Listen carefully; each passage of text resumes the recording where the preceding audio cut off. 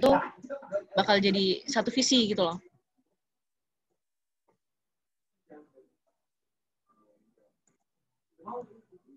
Nah, GDD itu dia itu dibuat dari awal pengembangan game. Jadi kalian itu dari konsepannya, udah dari pas waktu kalian mikir ide, itu kalian udah bikin GDD. Dan itu terus-menerus diperbarui. Jadi dia itu live breathing document gitu loh. Jadi dia tuh dokumen hidup, kayak gitu. Nah, GDD sendiri tuh nggak bakal tutup buku sampai gamenya tuh dirilis. Dan sekalipun udah rilis, gamenya tuh kan misalnya rilis nih. Terus biasanya kan ada update apa kayak gimana gitu kan, update fixing bug or nambah fitur atau hal-hal yang lain. Nah itu GDD itu bakal dibuka lagi terus diperbarui dengan data yang diperlukan gitu. Jadi dia diupdate apa, mungkin di patch ini dia apa di pas waktu udah rilis, terus habis itu update-nya apa aja, yaitu ditulis ke GDD-nya.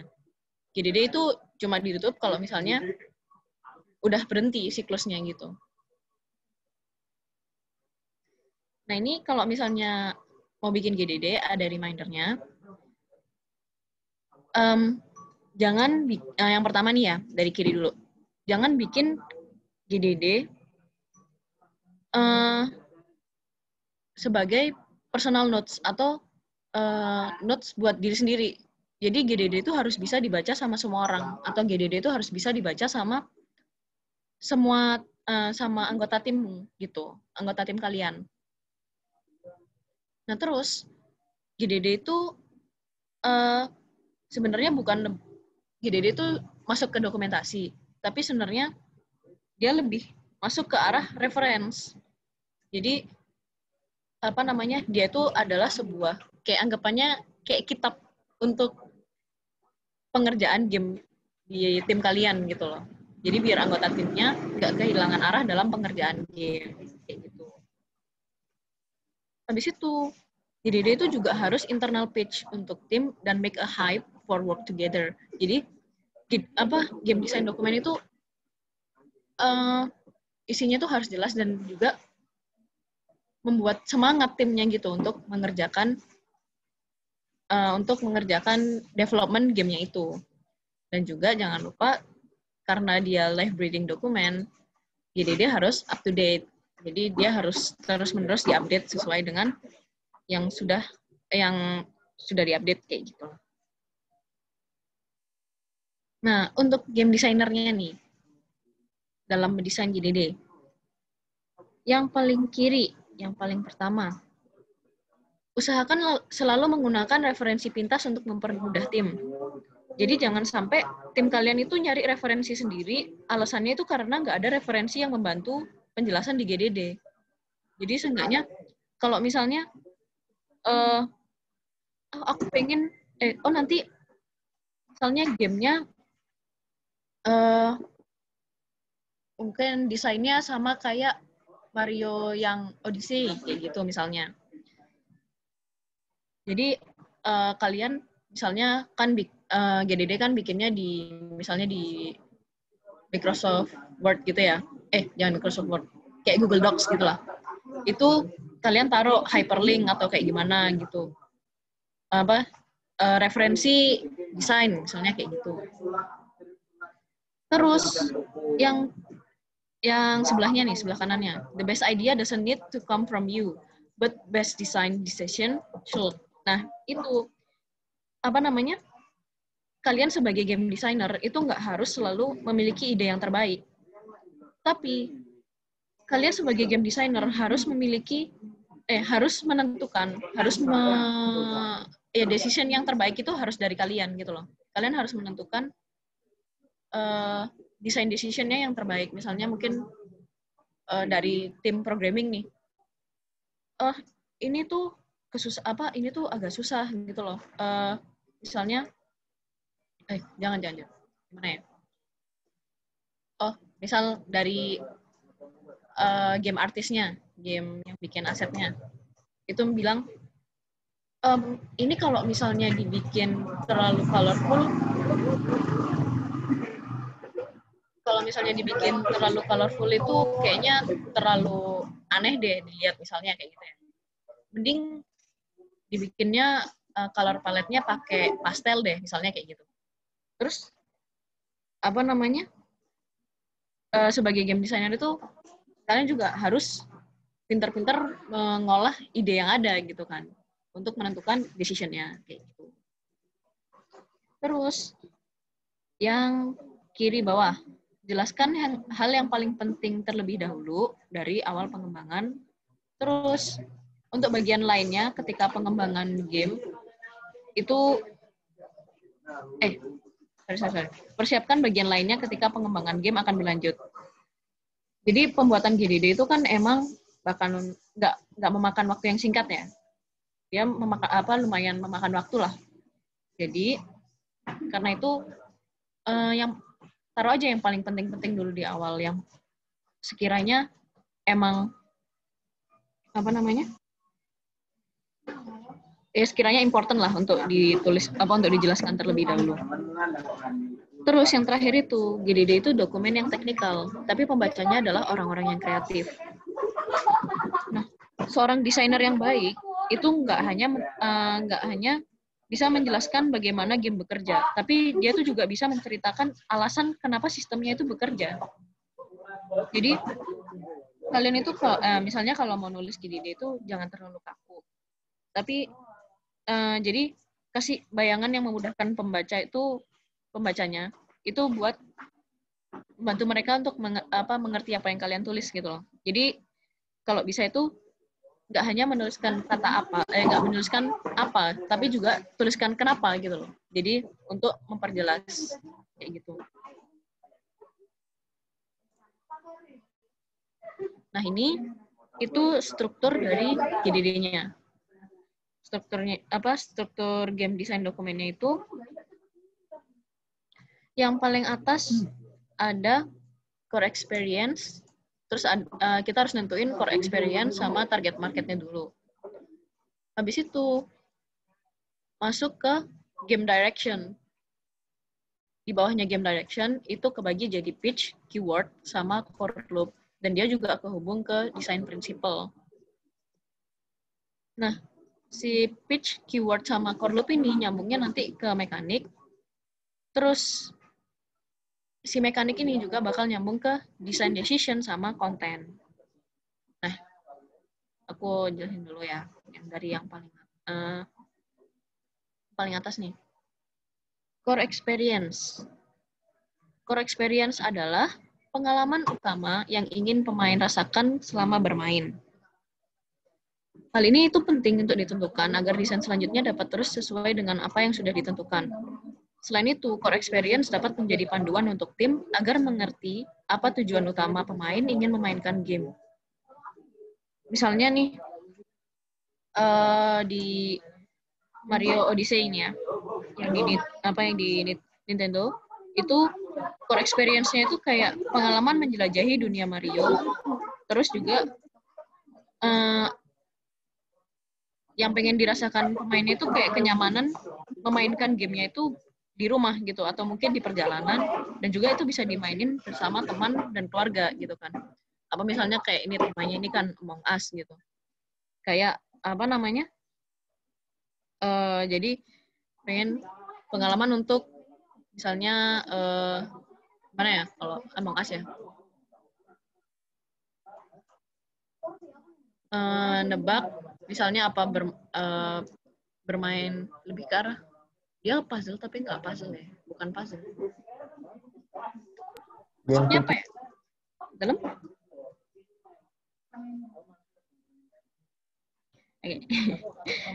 Ya intinya kayak feel-nya yang dirasain pemainnya gitu kan. Terus yang di sebelahnya tadi kan ada target market. Menentukan target market berarti menentukan siapa yang akan memainkan game kamu, dan menentukan siapa itu berarti menjelaskan gender pemainnya, umur pemainnya, pekerjaan pemainnya, keseharian yang dilakukan pemain, status martial, dan lainnya. Misalnya nih, game apa ya? yang Mario tadi ya. Itu target marketnya ini misalnya pemain berumur 5 sampai 35 tahun. Bisa apa? Bisa cewek, bisa cowok. Terus playernya lebih prefer ke casual game. Terus ada yang mungkin sudah berkeluarga atau mungkin masih bersekolah atau pegawai kantoran dan mereka itu ingin relaksasi gitu loh. Jadi gamenya nggak dibikin intens kayak gitu. Jadi penting untuk menentukan siapa target marketnya dari game tersebut. Nah, terus lanjutannya tadi kan ada pitch, keyword, sama core loop. Pitch itu adalah bagaimana kamu menjelaskan game kamu secara singkat, dan untuk bahasanya itu bisa bebas atau formal. Lalu juga, pitch itu harus diusahakan hanya sepanjang satu paragraf ya.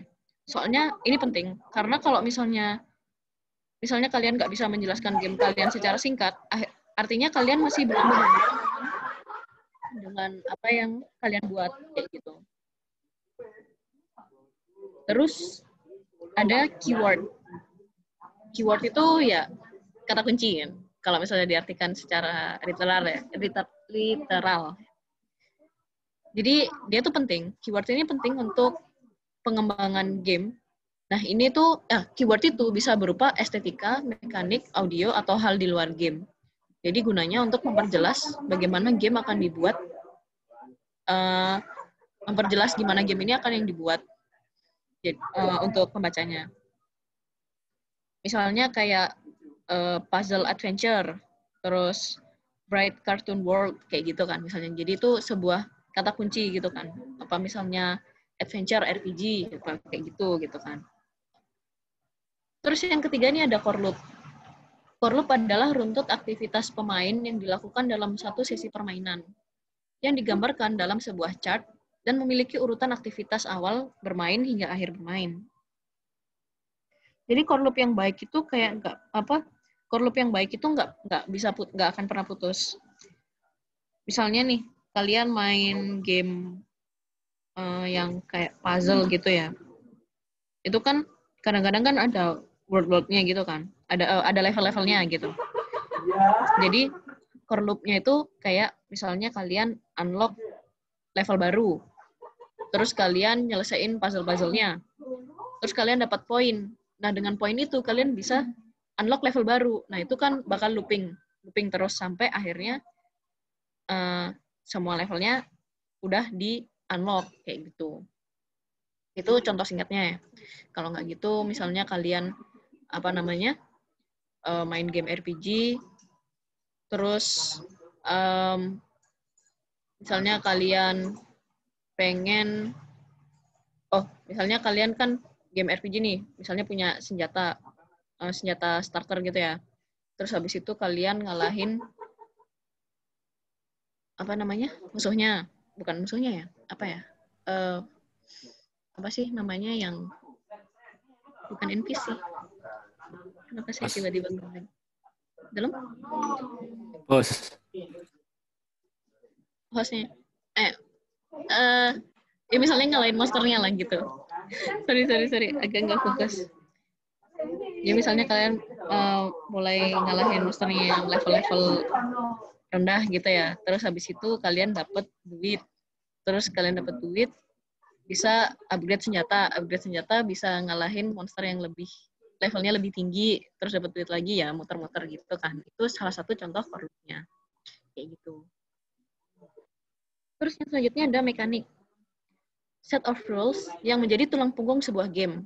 Dengan kata lain, mekanik menentukan cara bermain game secara general. Jadi misalnya mekanik yang paling simpel nih, mekaniknya permainan batu gunting kertas gitu ya. Kan kayak rules-nya batu bisa ngalahin gunting bisa ngalahin kertas bisa ngalahin batu, kan gitu. Jadi menentukan cara bermain gamenya secara generalnya. Gitu.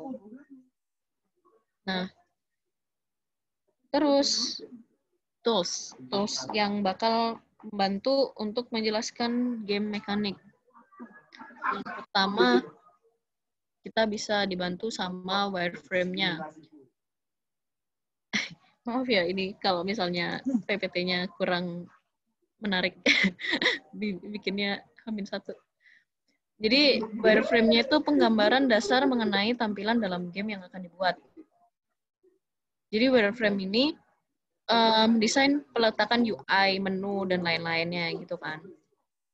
Jadi ini di wireframe-nya ini dibuat buat bikin interaksi desain. Misalnya buat respon user responnya terhadap user action gitu loh. Jadi di pembuatan wireframe-nya ini itu nggak harus detail, bahkan mending buatnya yang sesederhana mungkin. Yang penting mudah dibaca dan jelas gitu loh gambarnya. Terus yang selanjutnya nih ada flowchart. Flowchart ya, udah dipelajarin satu semester 1 harusnya ya. Flowchart adalah chart yang dibuat untuk memberikan gambaran terhadap arus proses dari saat proses dimulai hingga proses selesai. Flowchart dapat dimanfaatkan untuk membuat proses mekanik, menjelaskan proses UI, memberikan gambaran pilihan dalam game, dan lainnya. Jadi sebagai aturan dasar, flowchart itu perlu ada start ya, mestinya. Terus diakhiri dengan end note. Flowchart itu harus selalu bisa diselesaikan, dan apabila proses itu nggak pernah berakhir, berarti chartnya itu bukan flowchart. Kayak gitu. Terus ini ada screen flow. Screen flow itu apa? Screen flow itu pada dasarnya sebuah flowchart yang menjelaskan bagaimana setiap layar di game berinteraksi satu sama lain. Jadi misalnya dari title screen, terus ke menu, terus bisa di play ke intro, terus misalnya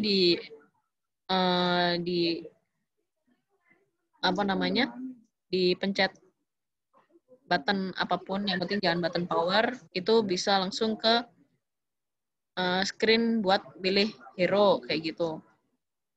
Terus nanti lanjut bisa sampai exit. Terus selesai kalau misalnya udah exit.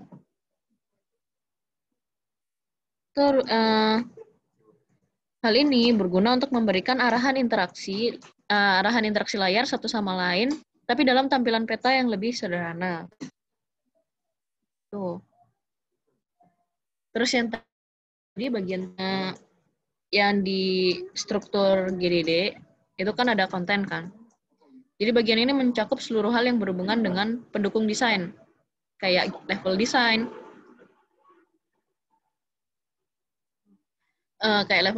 karakter desain, terus naratifnya, graphical design, audio, dan lain-lain. Hal ini tuh benar-benar luas kan. Jadi ini benar-benar diperlukan untuk mendefinisikan identitas game berdasarkan seluruh game design yang sudah dibuat sebelumnya. Jadi intinya kayak isi-isi gamenya gitu kan, konten dari game tersebut. Nah terus kita bakal belajar tentang fun. Jadi fun based on MDA, mekanik, dynamic, dan aesthetic. MDA ini dicetuskan oleh Robin Haneke dan oleh Bapak Robin, Bapak Mark, dan Bapak Robert. Jadi ada 8 kategori fun. Ada sensation, fantasi, naratif, challenge, fellowship, discovery, expression, sama submission. Yang pertama kan ada sensation kan. Sensation ini bisa dianggap kayak sense pleasure. Jadi ini berhubungan dengan indera. Bisa kayak audio, visual, kinestetik kayak gitu kan. Yang bisa dirasakan oleh playernya. Terus selanjutnya ada fantasi. Fantasi itu kayak make believe ya. Jadi kayak khayalan playernya gitu loh. Misalnya ada istana, terus ada ada naga-naganya gitu kan. Terus juga untuk fantasi ini juga masuk ke simulation. Kan kayak berfantasi untuk misalnya kalau misalnya di The Sims gitu mungkin membuat rumah gede gitu kan, insya Allah terwujud gitu. Amin. Terus yang naratif itu apa namanya, drama. Jadi ya berkaitan dengan cerita, ya kayak narasinya gitu kan, gimana lore-nya apa kayak backstory-nya kayak gitu. Terus selanjutnya ada challenge, obstacle course. Jadi fun berdasarkan keberhasilan memecahkan masalah gitu kan. Kan kayak kalau misalnya kita menemukan suatu masalah, terus kita berhasil memecahkannya, itu kan kayak ada rasa fun yang tercipta dari keberhasilan itu gitu. Kayak aku bisa aku bisa menyelesaikan level ini gitu. Terus ada fellowship nih. Ini ke social framework. Jadi aspek sosial seperti kooperatif dan kompetitif. Kooperatif ini misalnya kayak kita main Overcooked gitu. Kan kita kerjasama gitu kan, kooperatif. Terus terus kompetitif nih. Kompetitif misalnya apa ya? Misalnya kalian main game gacha gitu kan, terus teman kalian dapat gacha SSR, kalian dapat gacanya yang rada ampas gitu kan. Aduh, aku pengen dapat gacha yang apa namanya? Pas waktu kalian dapat gacanya yang SSR juga, terus teman kalian dapat ampas, itu kan ada rasa fun gitu kan, puas gitu. Contohnya misalnya kayak gitu. Jadi ada jiwa kompetitif di dalam diri kalian untuk mencapai gacha yang lebih baik. Nah, terus selanjutnya ada discovery. Uncharted territory. Nah, itu kayak misalnya discovery itu kayak misalnya kalian menemukan plot twist atau misalnya Easter egg di dalam gamenya. Kayak gitu. Kan kayak, oh wow. Kayak gitu. Habis itu ada expression. Self-discovery. Self-discovery. Jadi kayak mengekspresikan diri. Itu misalnya kayak kalian bisa custom player apa mungkin kalau misalnya di The Sims itu mungkin kalian bisa custom gimana bentuk rumahnya gitu kan, rumahnya mau ada apa, warna apa, kayak gitu. Terus ada submission yang terakhir. Ini funnya dalam membuat player terhanyut di dalam game. Tuh kayak gitu. Kurang lebih untuk GDD sama fun kayak gini sih. As always kita cepat sekali ya menyelesaikannya. Nah, sebelum itu nih, aku mau ngabarin ke kalian kalau misalnya kan Polinema jadi tuan rumah KMIPN yang ketiga nih ya. Terus ada kategori game development nih. Kalau kira-kira kalau misalnya kalian berminat gitu ya, kan kita punya sekitaran waktu sampai 1 April itu kurang lebih 1 bulan gitu. Itu apa namanya? Kalau misalnya kalian mau, mungkin dari WRI itu bisa arrange a team, kayak bisa bikin tim gitu. Terus kita mungkin bisa kayak brainstorming bareng atau mungkin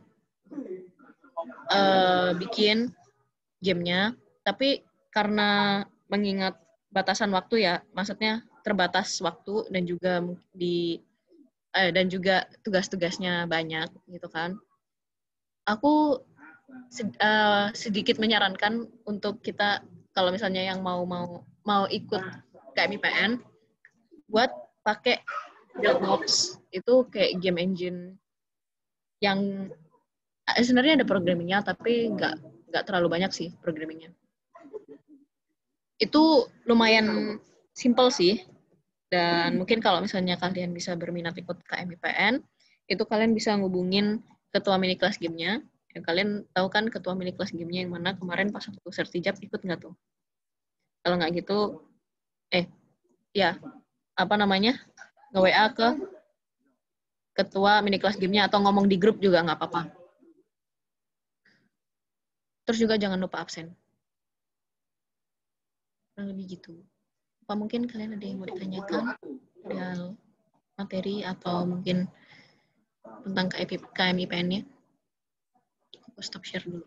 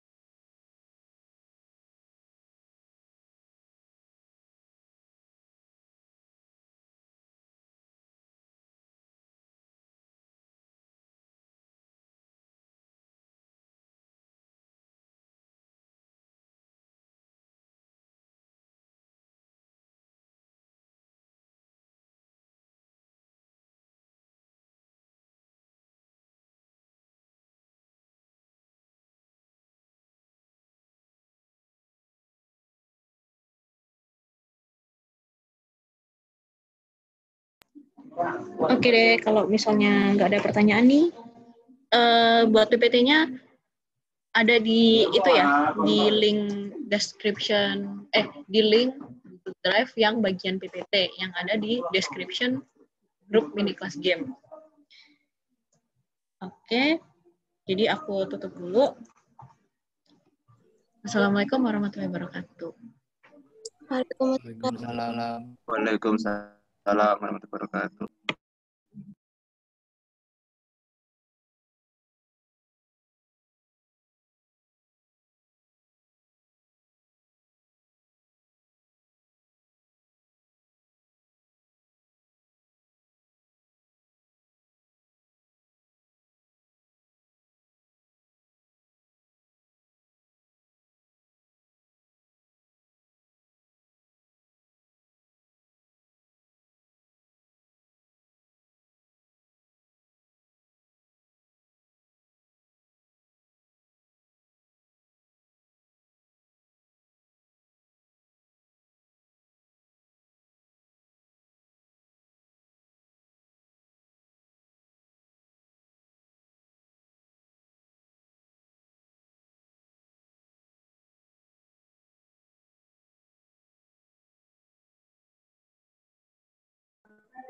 Kak, permisi, mau tanya. Ya, Ini nanti ini kan di-record kan, nanti recordannya di-upload di mana ya? nanti recordnya bakal diupload ke YouTube-nya WRI. YouTube-nya apa ya, Kak? YouTube-nya WRI itu Workshop Riset Informatika. Jangan lupa subscribe ya. Baik, Kak. Terima kasih. Oke, siap.